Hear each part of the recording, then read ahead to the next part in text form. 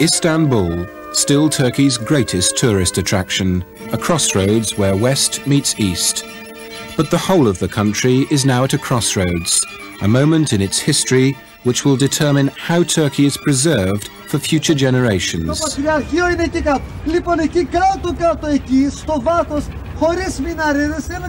There's an old Turkish proverb which says the guest comes from God.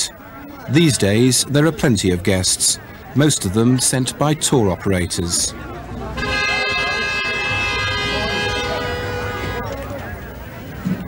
"200,000 came from Britain last year. This year there'll be more, perhaps twice as many. Tourists are about to present Turkey with a real dilemma. Nobody thinks about the future of that country, future of the landscape, future of natural life. They just think that country needs money, especially from tourism. But who cares nature? Who cares all those green places, all the forests? Unfortunately, this is the reality of Turkey now. The foreign currency is an integral part of our economic system. We need it very badly. Also socially, we are talking about going into common market as soon as they accept us. We do need tourism. Turkey has plenty to offer the visitor. Sunshine, fine beaches, and the treasures of a dozen lost civilizations. It's a huge country, 3 times the size of the United Kingdom, leaning politically to the west, but geographically to the east.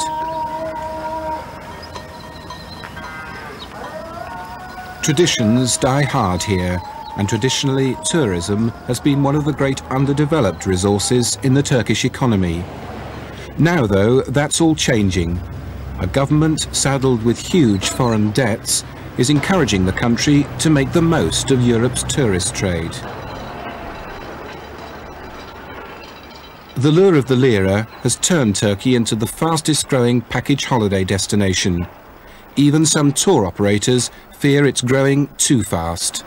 What has actually come about is that at the height of the season you're changing the whole character of Turkish people, because you're forcing so many people into areas which aren't ready for it yet, and so it's causing social problems, and the whole structure of the resort is under complete change, and it's not happening slowly, it's happening very fast. I'm very much concerned about the effects of certain types of tourism. The mass tourism that's going to bring perhaps the hooligan element of British tourism over here, where they've coped with it to a degree in Spain. I'm not so sure they're going to cope with it so well in Turkey. We're talking about an Islamic country. In Spain, tourism grew gradually for 20 years. We've seen the effects over there already. In Turkey, it's likely to happen too fast, and although we're not talking about the huge numbers that go to Spain, we're talking about a hell of a growth rate.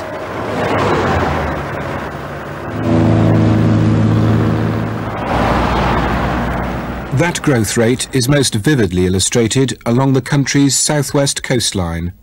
From Istanbul, it's a short journey into Asian Turkey and the rapidly expanding towns of Kuşadası and Bodrum.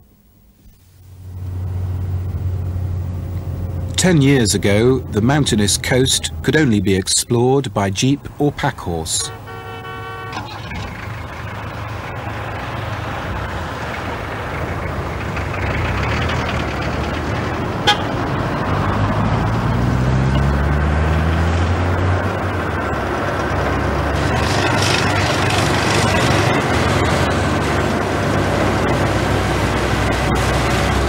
Now, new roads are making the region more accessible, bringing the tourists and, inevitably, the developers. There's increasing alarm that the new images here will soon mirror Spain's infamous concrete coastline. In Kuşadası, rapidly establishing itself as the centre of Britain's holiday trade in Turkey, it's already happening, a fact which appears to have escaped the notice of the Minister for Tourism. Everybody knows that, especially in Spain, coastal area, there's a huge concrete buildings, a kind of spoiling the coastal area. We have learned many things from this bad experience. For that, and we have invented this term, non-concrete approach. But inventing the non-concrete term is not the same as learning the lesson. Kuşadası is beginning to show signs of the Spanish resort mentality. Already there's concrete evidence. Well, although the Minister has publicly stated that they're not in favour of a concrete policy, we can look behind us and you can see this monstrosity going up. It's, what, 1, 2, 3, 4, 5, 6, 7 floors so far? I mean, surely here in Kuşadası they've got a beautiful bay, which they can see out here. They could have built this hotel, sloped it up the hillside and followed the contour of the land and done something really nice. And here you've just got this monstrosity. I mean, this is just pure concrete policy here. I'm pretty disappointed that it hasn't been done with more taste for the environment. But small tour operators also have a commercial reason for being concerned for the environment. They've a vested interest in trying to preserve Turkey as an exclusive holiday destination, because they've been selling profitably to the few for many years.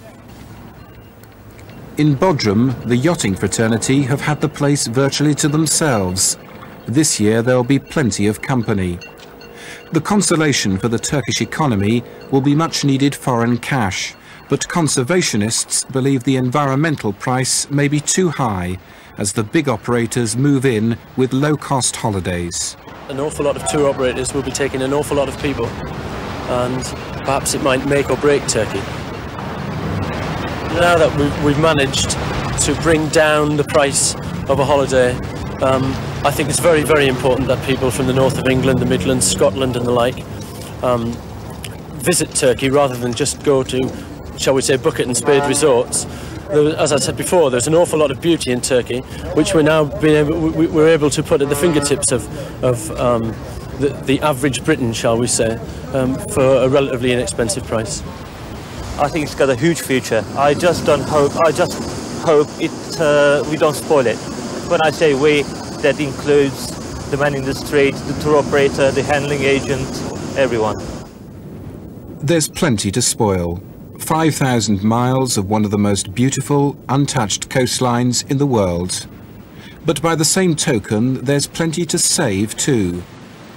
Turkey has a unique opportunity, the chance to learn from the mistakes of other Mediterranean countries.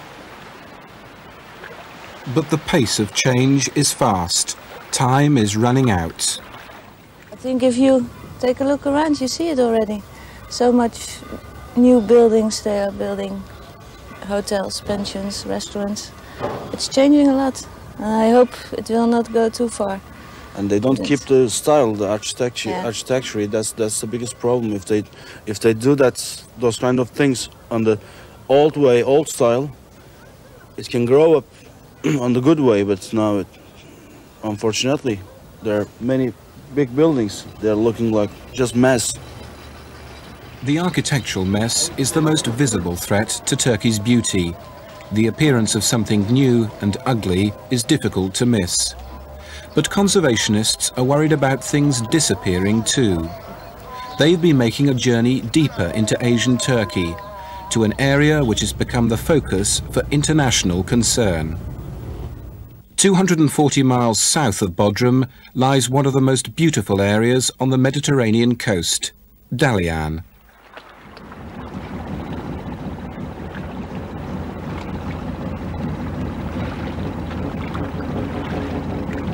The Dalyan Delta has become the most important battleground for conservationists in the Mediterranean. Here, one of the world's most ancient and endangered species is making what could be a last stand against 20th century man. For the loggerhead turtle, tourism could spell extinction.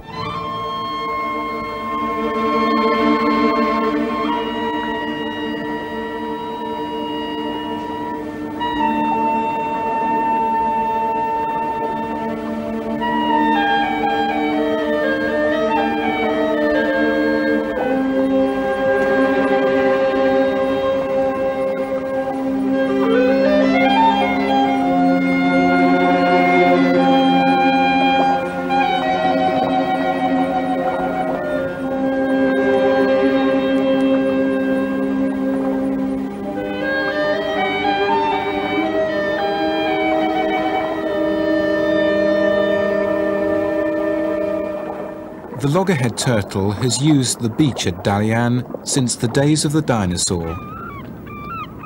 Tourists have only just discovered the place, but soon new hotels will be hatching along the coastline where the ancient turtle has laid its eggs for 250 million years.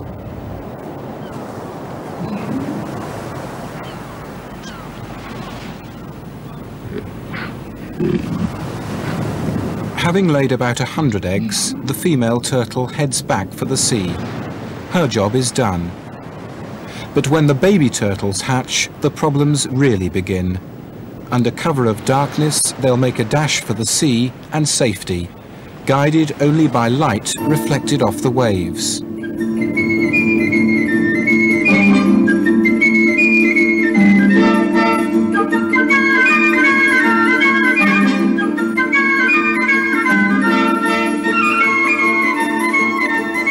But they're building a hotel here, a hotel which will present a rival source of light, attracting the turtles in the wrong direction and into danger. By daybreak, they'd either be dying from dehydration or close to shore and easy prey for birds.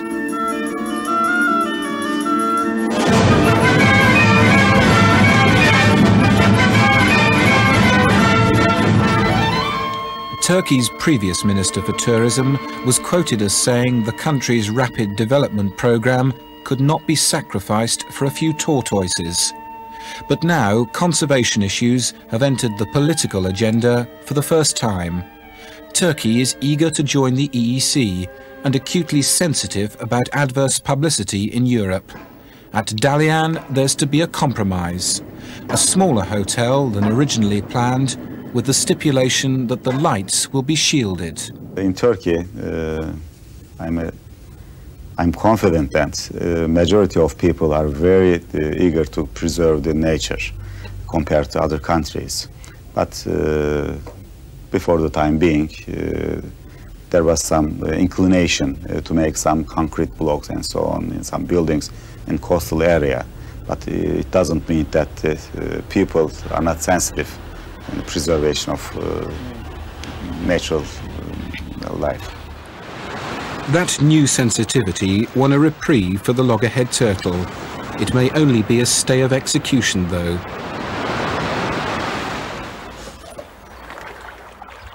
The boom in tourism is still in its infancy. The pressure to build more hotels along the southwest coastline can only increase. The Ministry for Tourism is one of the most powerful government departments.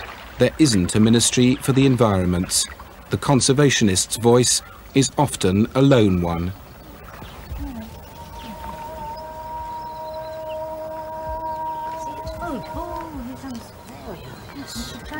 The loggerhead turtle owes its reprieve to an eccentric Englishwoman who's made her home in Dalian.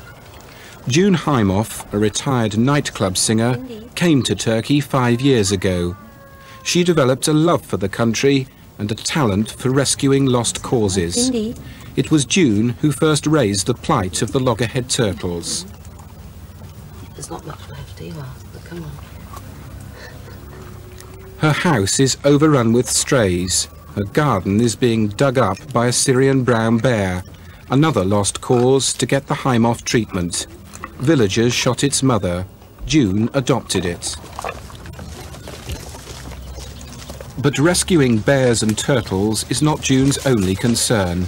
Her ambitions extend far beyond saving the odd animal. She wants to save the whole of Turkey. I personally am just one voice, but I'm one of many, many voices, and this is a very good thing. Both here and abroad, there's a tremendous feeling for the beauty of this place and to preserve it in the way it is, not to smother it with concrete. Dalyan is still many years from being smothered with concrete. The Turkish authorities have shown a willingness to restrict development here, but they've not stopped it. It's paradise from the point of view of natural beauty, but it's annoying when you see it being desecrated at times by the wrong building in the wrong places. And I want to say, don't let it happen to Dalyan, because Dalyan is paradise. Paradise or paradise lost, Dalyan could go either way. At the moment, it's Lycian tombs carved into the rock face nearly 3,000 years ago which dominate the delta area. Soon, it could be concrete hotels. It's difficult to talk about how the average Turkish person feels about it. I think that it's a dilemma between the tourism that they need and wanting to preserve their environment. What you have to remember is that the Turks live with this every day. And it's very easy to accept it and not to be aware of how important it is until it's gone. And of course, then it's too late.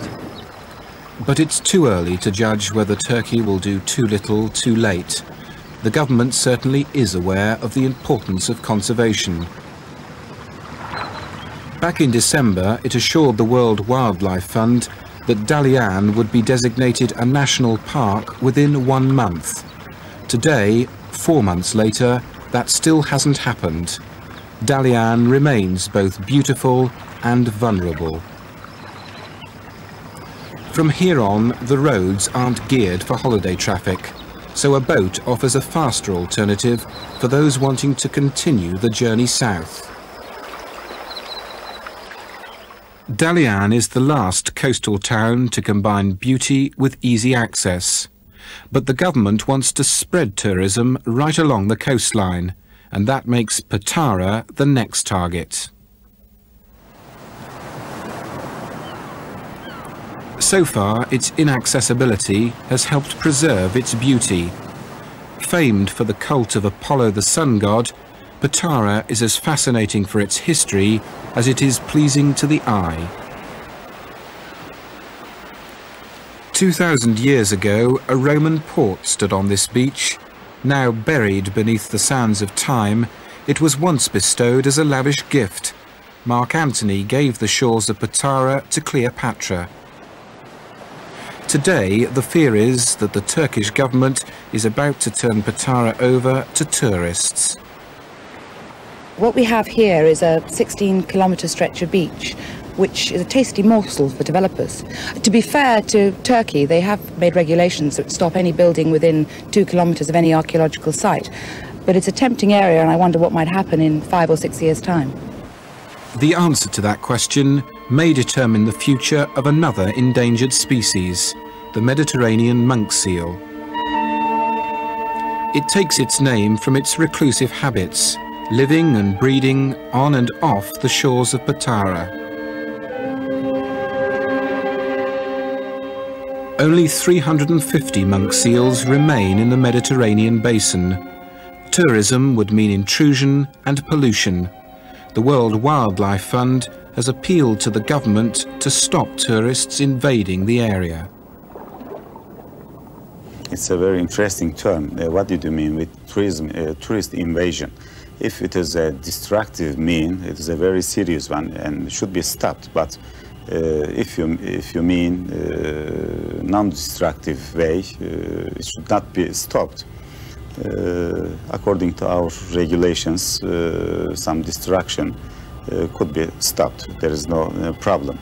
But I think there are very similar behaviors all over Europe. Some areas, some cultural heritages are being destroyed by tourists. There are some similar happenings in Turkey, but not in a big scale, not a big concern. Internationally, though, it's a huge concern. Unbridled development could destroy Turkey's natural beauty. But not unnaturally, the country wants to cash in on that beauty. For generations, agriculture has been the mainstay of the economy. 60% of the working population are employed in it.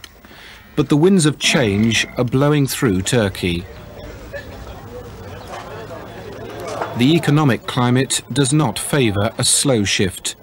Tourism is the country's fastest growing industry. 120,000 hotel beds today will become 720,000 in 5 years' time. The enticing prospect of much-needed foreign currency is tempered by the potential impact of such rapid development. In seeking to rebuild the economy, the government runs the risk of destroying the coastline. It believes it can strike a balance which both preserves and exploits the country's beauty. Conservationists aren't so sure. The only certainty is that with package deals from Britain now costing as little as £89 a week, the tourist invasion is about to begin. I'd say to everyone, come here and enjoy it, but try to always respect its traditions. I think David Bellamy said, take nothing but photographs, leave nothing but footprints.